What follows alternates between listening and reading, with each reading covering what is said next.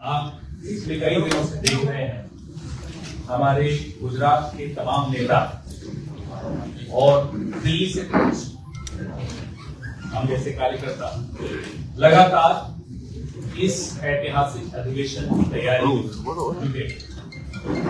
सबसे पहले तो गुजरात के पूरे नेतृत्व को शक्ति भाई में जो काम हो रहा है मैं बधाई देता हूँ। बहुत मेहनत गर्मी के बावजूद आप लोग बहुत परेशान कर रहे हैं लगातार और करते रहे। ये ऐतिहासिक सम्मेलन इसलिए अधिवेशन इसलिए कहते हैं कि कांग्रेस के अधिवेशन कोई एक पार्टी की मीटिंग नहीं, एक कोई परिवार की मीटिंग नहीं है।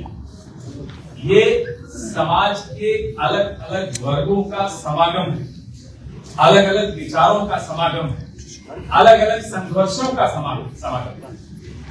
और ये महत्वपूर्ण इसलिए हो जाता है कि ये भारत की संस्कृति भी यही दिखाती है कि जब सब मिलकर कोई निर्णय लेते हैं या कोई काम करते हैं, वो काम सिरे चढ़ता है, सफलता से किया जा सकता है। कोई एक आदमी या कोई एक नेता कोई निर्णय ले ले और सबके सब वो करे, ये संभव नहीं है भारत में और कांग्रेस में हम कभी नहीं करते। हम सब मिलकर आज नहीं 1947 से पहले भी अधिवेशन के जरिए जटिल से जटिल समस्याओं को आपस में मिल बैठकर उसका हल निकालते। पार्टी के भीतर भी कई बार शक्ति भाई कुछ और सोचे, मैं कुछ और सोचूं, मिलकर हल निकालने की एक परंपरा कांग्रेस पार्टी में रही और खुलकर चर्चा हो।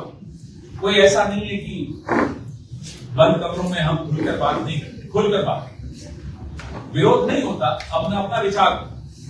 तो ये विचारों का समागम जो 8 और 9 तारीख को गुजरात की ऐतिहासिक भूमि पर हो रहा है, ये कई कारणों से ऐतिहासिक है। जिस दौर से आज देश गुजर रहा है, जिस दौर से आज देश की मिडिल क्लास गुजर रही है, जिस दौर से देश का व्यापारी गुजर रहा है, जिस दौर से देश के दलित और आदिवासी गुजर रहे हैं, जिस दौर से देश के अल्पसंख्यक गुजर रहे हैं, हम सब देख रहे हैं।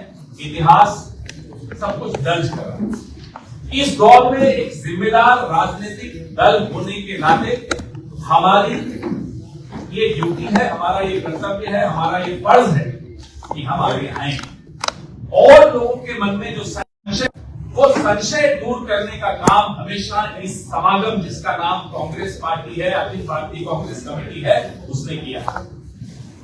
जब अंग्रेजों का शासन था, रात बहुत काली थी, लोगों को लगता था सूरज कब उगेगा, उगेगा भी सही या नहीं उगेगा, तब कांग्रेस पार्टी महात्मा गांधी, सरदार वल्लभ भाई पटेल, पंडित जवाहरलाल नेहरू, मौलाना आजाद, ऐसे नेताजी सुभाष चंद्र बोस, बाबा साहब अम्बेडकर, ऐसे अनेक नेताओं मिलकर अंधेरा दूर किया। लेकिन अंधेरा दूर करना एक सतत संघर्ष। ऐसा नहीं होता कि आज सुबह सूरज उग गया तो अब शाम की चिंता नहीं करनी, चिंता करनी पड़ती है, किसी न किसी को वो काम करना पड़ता है। और उस काम में कांग्रेस पार्टी कभी पीछे नहीं है, ना अब हटे। हम जानते हैं तकलीफें बहुत, हम जानते हैं पत्रकारों को भी बहुत संघर्ष करना पड़ता है। हम जानते हैं कि आपकी कलम, आपके कैमरास पे कितना दबाव है। हम जानते हैं आप उस दबाव के बावजूद अपना धर्म निभा रहे, आपको भी साधुवाद देना चाहिए। लेकिन आप चिंता मत कीजिए, ये संघर्ष आपका लंबा नहीं चलेगा, ये संघर्ष खत्म होगा। आजादी से आप जो चाहते हैं वो लिख सकेंगे, जो दिखाना चाहते हैं वो दिखा सकेंगे। यही लोकतंत्र की ताकत है। पिछले 10-11 सालों से और गुजरात में तो पिछले 30 सालों से किस तरह से लोकतंत्र का गला घोटा जा रहा है वो आप सब देखते हैं, आप उसके साक्षी रहे।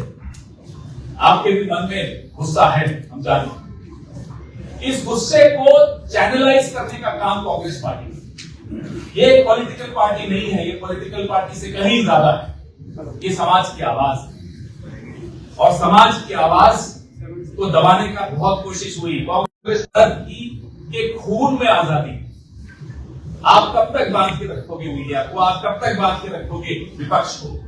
नहीं बांध सकते। कल आमी बेन बता रही थी कि क्या हालत कोर्ट्स में कर रखी, अब उस पर मैं ज्यादा नहीं बोलूंगा, लेकिन हर संवैधानिक संस्था की यही हालत है।